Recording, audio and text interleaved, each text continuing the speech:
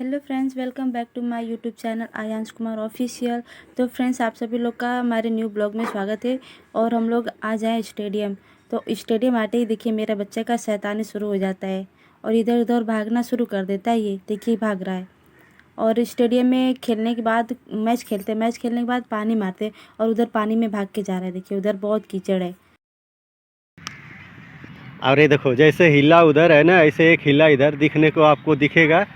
और दिल करता है इसको इधर ही सुला दे और सुला के वो जो है ना उससे बराबर कर दे। हरी हरी घासों में लाल लाल दागी आ जाए उसमें। ओ माय गॉड, सर पे गया क्या?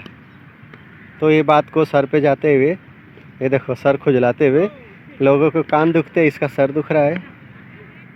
ओके गाइस, फिर मिलेंगे अगली वीडियो में। तब तक के लिए नमन नमन नमन नमो नमो नमो नमो नमो नमो।